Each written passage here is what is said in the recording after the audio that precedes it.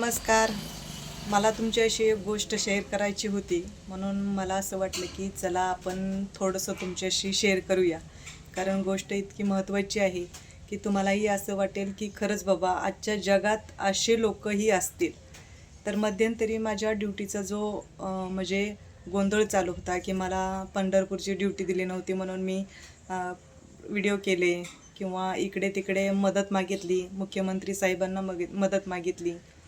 पण याच्या मागे बरेच असे लोक होते की ते म्हणायचे की होमगार्ड असो किंवा कुणीही असो, तर म्हणायचे की आम्ही तुमच्यासोबत आहोत ताई, तुम्ही घाबरू नका किंवा लढा, आम्ही तुमच्यासोबत आहोत, आम्ही तुमच्या पाठीमागे आहोत.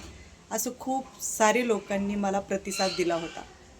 आणि जेव्हा न्यायाची वेळ आली होती ना, त्यावेळेस सगळे ते जे लोक होते ना माझ्या पाठीमागे आहेत म्हणणारे, त्या सगळे भ्रष्टाचारीच्या कडून झाले.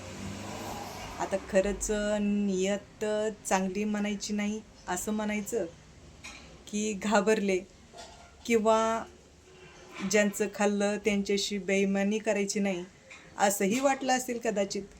मला काही फरक नाही पडला. त्यांची शेवटी इच्छा, ज्याची त्याची इच्छा असते. आपण कोणाला काही बोलू शकत नाही किंवा काही म्हणू शकत नाही. आज आपला जो प्रसंग आपल्यावर ओढला आहे तो फक्त आपणच तो सहन करायचा किंवा आपणच त्याच्या म्हणजे काय म्हणतात की स्ट्रगल आपल्या स्वतःलाच करावं लागतं. त्यामुळे लोकांचा काही विचार करायची मला तरी गरज नाही असं वाटत. पण फक्त मी या काही स्वतः असं म्हटलं नव्हतं की माझ्यासोबत तुम्ही या किंवा मला साथ द्या. ज्यांचे त्यांचे विचार होते ते सगळे असे म्हणायचे की आम्ही तुमच्यासोबत आहोत. म्हणून मी कदाचित विचार केला की चला जाऊ द्या, आपल्याला काय कोणी असलं किंवा नसलं तरी आपल्यालाच लढायचं आहे शेवटी. पण एक गोष्ट मला अशी आठवली की जर तुम्ही माझ्यासोबत आहात असं म्हणायचात, मग त्या दिवशी उगच का आश्वासन देत होतात मला की आम्ही तुमच्या पाठीशी आहोत, तुम्ही लढा. म्हणजे त्यांचा विचार असा असायचा की मला पुढे ढकलायचं.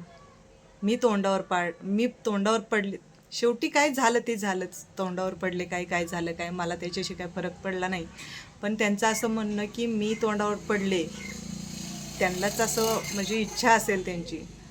मग त्यांनी जे ठरवलं ते झालं. मी तर तोंडावर पडले.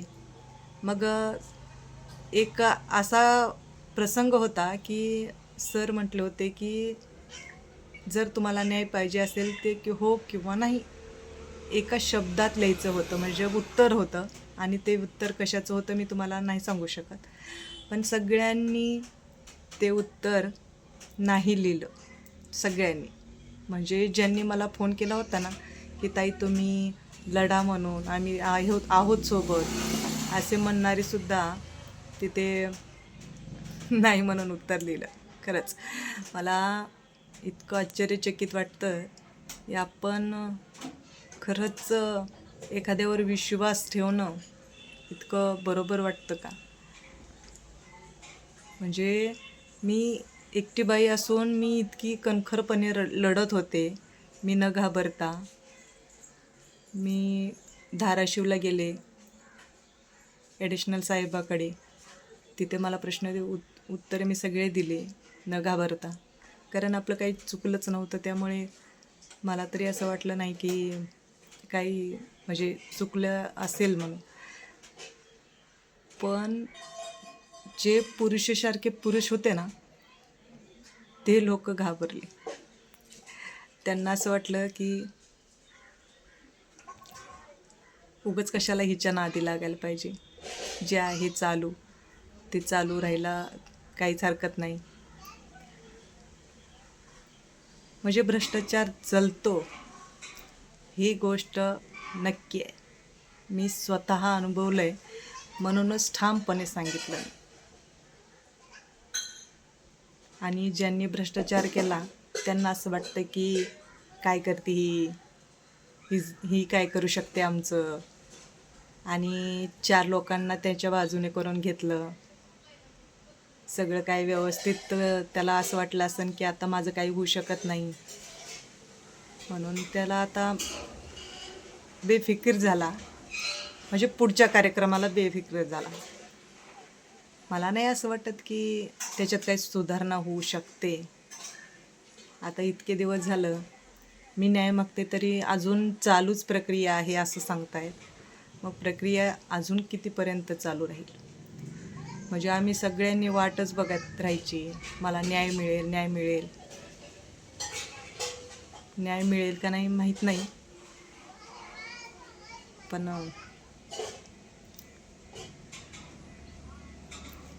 खरंच म्हणजे ज्या गोष्टीला आपण इतक्या सहजासहजी विसरू शकत नाहीत, लोक लगेच विसरून जातात.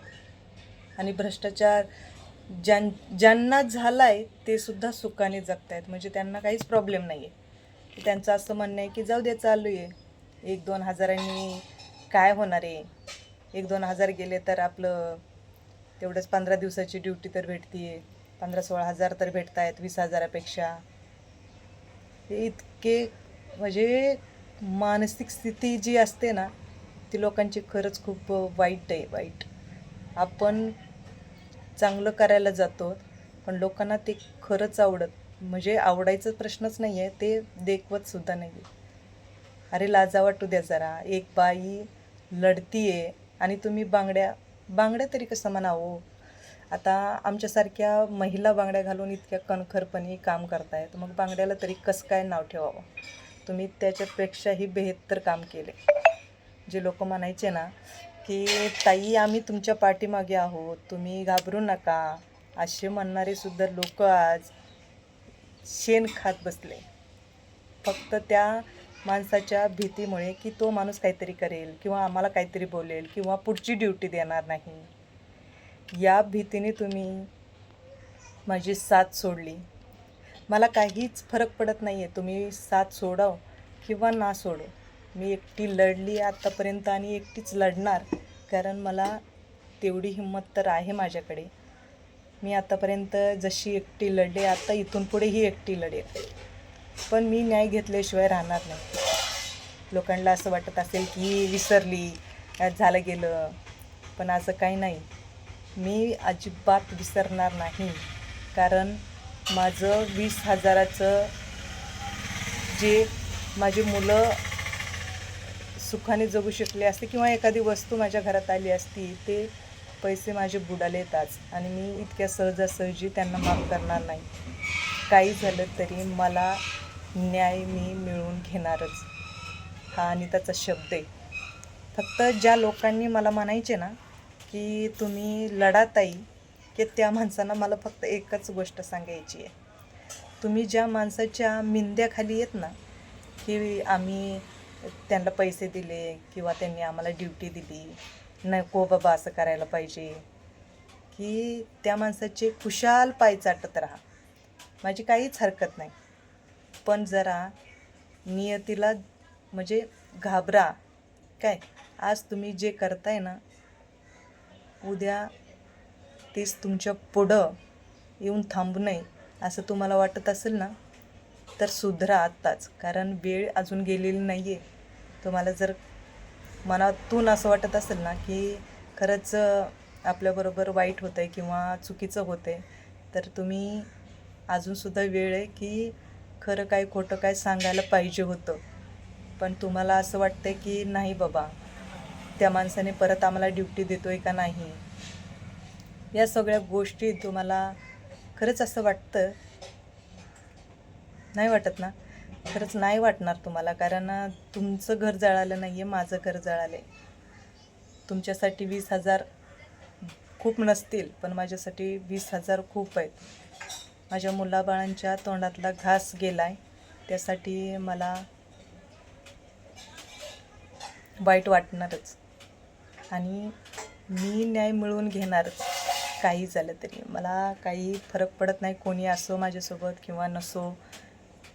पण इथून पुढे जर तुमच्यासोबत कधी असं झालं ना, तेव्हाच माझी आठवण येईल की बाबा खरंच जे बोलत होती ना ती खरंच बोलत होती, खरंच म्हणजे असं व्हायला नव्हतं पाहिजे आपल्यासोबत जे तिच्याबरोबर झालं ते.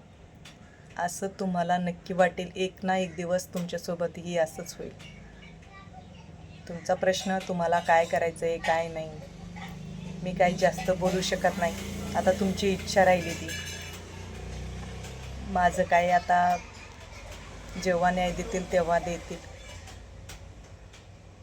तुम्हालाच काय वाटतं ते करायचं आता. धन्यवाद.